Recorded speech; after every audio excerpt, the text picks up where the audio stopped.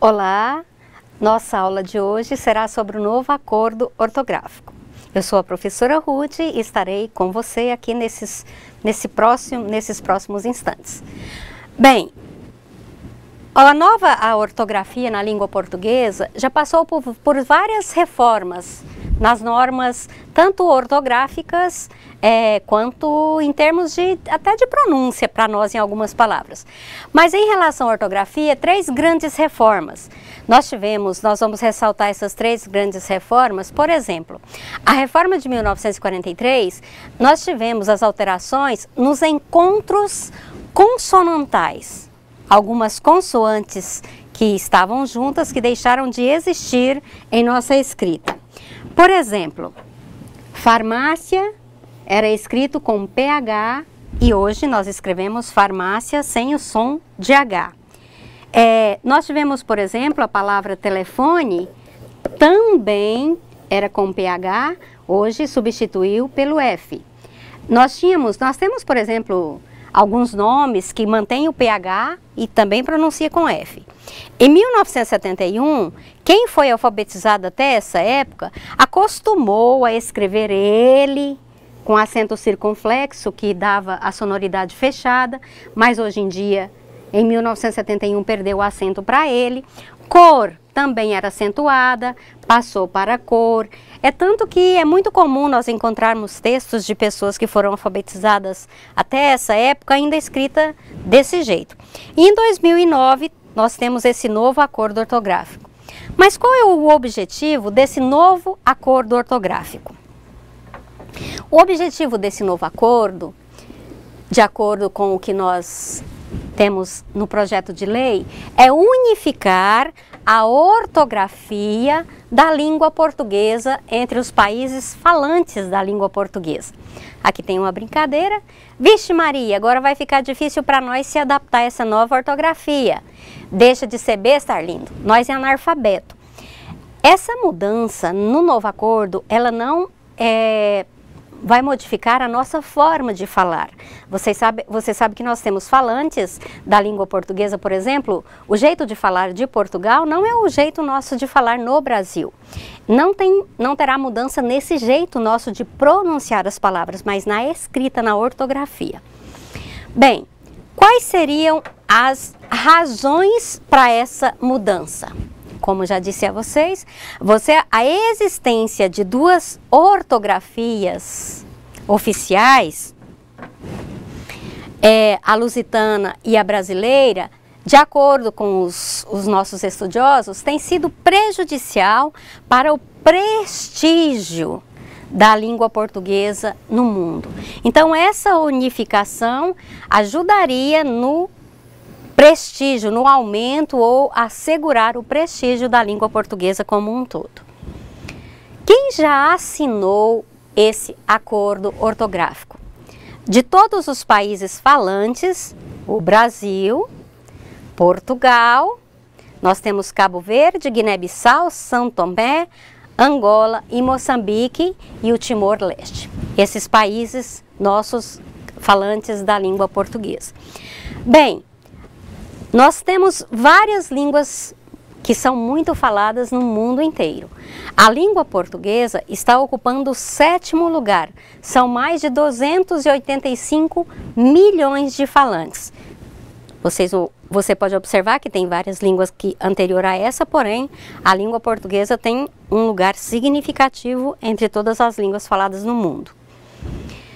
O que mudou? Quais foram as alterações ortográficas que nós tivemos com esse novo acordo?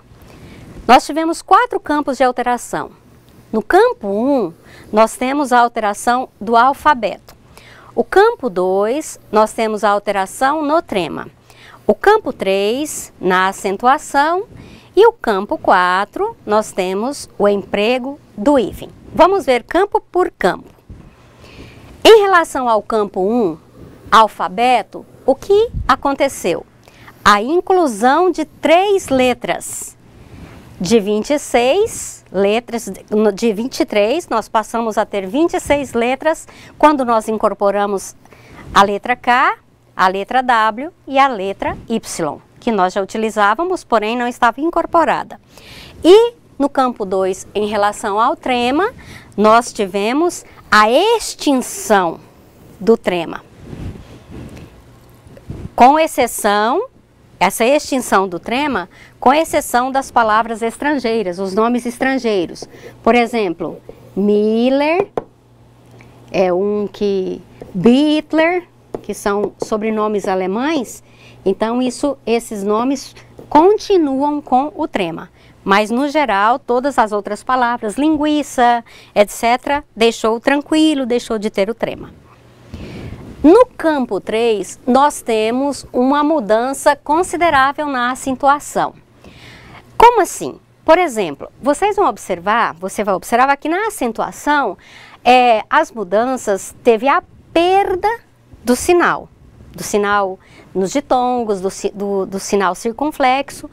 Qual é a dica? Olha, em relação às vogais gêmeas, como assim vogal gêmea, professora? Olha, por exemplo, o verbo ver, quando nós temos o plural, nós acrescentamos mais uma vogal nele. No singular ele fica V, no plural ele fica VEM. Era acentuada. O verbo dar também era acentuado. O verbo ler, o verbo prever, o verbo crer. Todos no plural, eles, singular, plural, eram acentuados. Agora, perdeu o acento. Então, vogais gêmeas, perdeu-se o acento. Agora é escrito assim: vem, deem, leem, preveem, creem. Fica esquisito num primeiro instante, porém, essa é a nova ortografia. Os nossos olhos se acostumam. Também, por exemplo, o verbo doar. Vocês vão observar que nós, no plural ou no singular, eu dou. No singular aqui, magou, enjoo, vou, perdoo, abençoo. Essas vogais gêmeas também eram acentuadas e agora não são mais. Então, caiu o acento circunflexo em vogais gêmeas. Não é mais acentuado. Uma das alterações, então, na acentuação, nas palavras paroxítonas, gravem bem esse nome, não se usa mais o acento no I e no U tônicos. Essa foi uma alteração também no OI e no EI tônicos. Por que eu pedi para você gravar bem essa palavra? Bem, porque só houve mudança, só caiu o acento na paroxítona. Qual é a dica? A dica é a seguinte: você pega uma palavra, por exemplo, baiuca, você divide em unidade, dezena e centena. Se esse I, se esse U, se esse OI, se esse EI, OI, EI, permanecer na paroxítona, ou seja, na dezena, não é mais acentuada. Mas tem uma dica: esse U e esse I tônico que é falado aqui, só perdeu o acento se na centena, na divisão que você fizer, aqui permanecer duas vogais. Por exemplo, olha, baiuca era acentuado, não é mais acentuado, perdeu. Bocaiúva era acentuado, feiura era acentuado, não é mais acentuado, perdeu o acento. Mas, por exemplo, olha só aqui um I tônico, juízes. Aqui é I tônico e aqui está na dezena, é uma paroxítona. E por que que não perdeu o acento? Olha, ele não é precedido, antes dele só tem uma vogal. Se só tem uma vogal, aqui permanece acentuado. Outro exemplo com o OI e com o EI.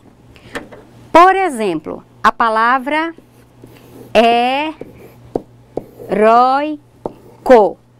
Observem o seguinte, essa palavra era acentuada, mas esse oi e esse ei está onde? Na paroxítona, está na dezena. Então, o acento não existe mais. Mas olha aqui que curioso, a palavra herói, observem aqui, herói, onde é que esse oi está? Está na oxítona, na dezena. Então, ele continua acentuado. Repetindo, só perdeu o acento se você usar essa dica, que quando você usar essa dica e essa palavra permanecer, essa sílaba permanecer na paroxítona ou na dezena. Se permanecer aqui, caiu, perdeu o acento. Ok? Bem, nós temos também que a letra U não é mais acentuada nas sílabas que, qui, que, gui, em tempos verbais na forma risotônica, na raiz. Por exemplo, como era enxague, aí como fica com a mesma pronúncia, porém sem o acento no U. Apazigue, sem o acento no U. Argui, sem o acento no U. Arguem, sem o acento no U. Oblique, sem o acento. Redarguem, sem o acento. E é interessante que algumas regiões do Brasil falam enxague, não falam enxague. Em alguns lugares fala enxague. Então, é uma forma de acentuação que nem sempre na nossa língua era pronunciada em nossas regiões. O acento diferencial, o que aconteceu com o acento diferencial? Esse acento que é usado para diferenciar palavras iguais com significados distintos, foi abolido em alguns casos. Por exemplo, para tinha o acento quando verbo e na preposição não tinha. Agora tanto faz, não tem mais acento em nenhum dos dois. Nós vamos distinguir o para verbo do para preposição pelo sentido da oração. Por exemplo, ele disse para. Esse para é do verbo parar, então tinha acento? Não tem mais. Pelo, de pelo mesmo, tinha acento, não tem mais. Como substantivo e proposição também, observamos pelo escrito, pelo sentido. Polo não tem mais, substantivo e preposição também não tem mais acento, polo. Pera também não tem mais acento, ok? Mas nós temos uns sinais herdados no novo acordo. Como assim sinais herdados?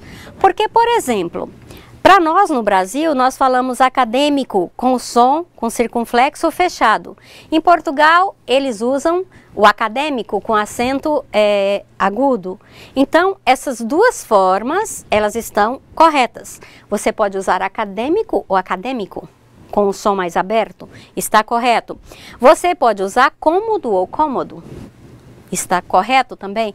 Econômico ou econômico? E é interessante que no dia a dia, na sala de aula, é muito comum encontrar texto de aluno com esse tipo de acentuação. Isso não é uma coisa rara, mesmo antes da reforma. Ok? Gênero, gênero. Tônico, tônico, tônico. Amazônia, Amazônia. Antônio, Antônio. Fêmea, fêmea.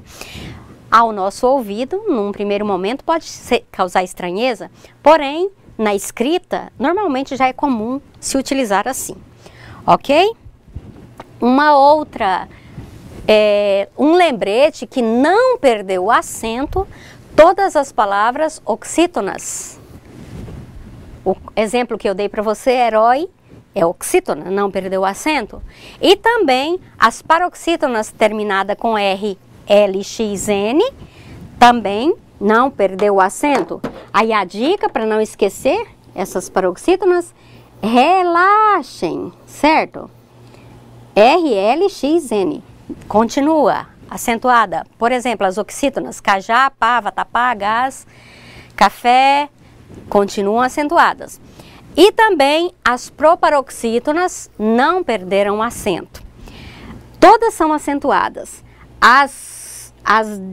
Sempre há as exceções, esses nomes de origem estrangeira com o EI e com o OI continuam acentuadas. Container, destroyer e Meyer. As palavras de origem estrangeiras que foram acopladas à nossa língua, elas permanecem acentuadas.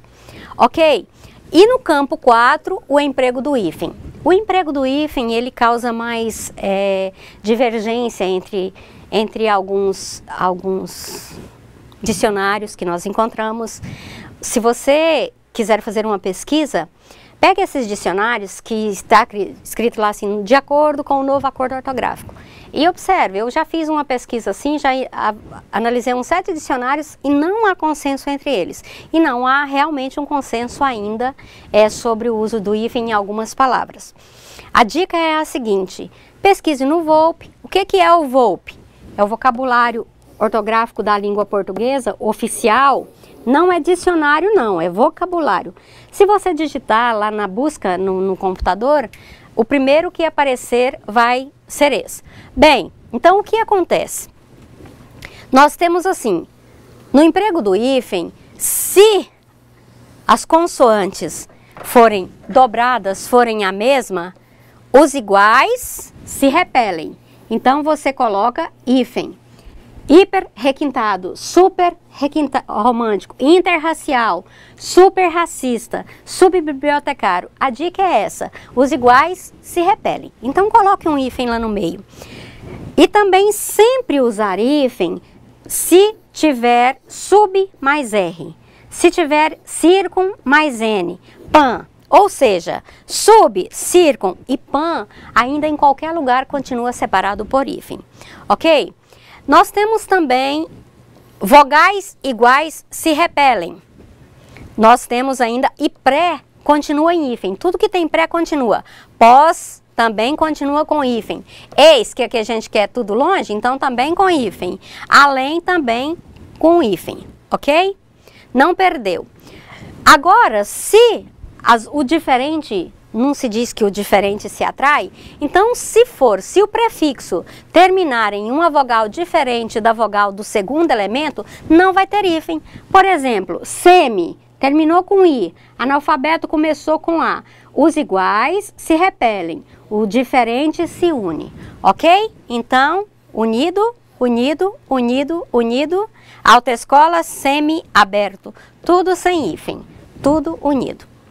Bem, temos ainda, quando não usar o hífen, aqui, igual, os ante terminou com E, projeto terminou com P, iniciou com P. Então, se une, ok? Essas dicas aqui você vai ter ainda no slide que você pode acessar. Também tem os diferentes se repelem, os iguais se unem. Ok? E temos aqui ainda, de novo, olha, o segundo elemento começou com R, terminou com R e começou com A. Diferente, então se une, sem hífen. Hiperativo, diferente, se une. Interescolar, diferente, se une. Interescolar, interestadual, diferente, se une. Ok?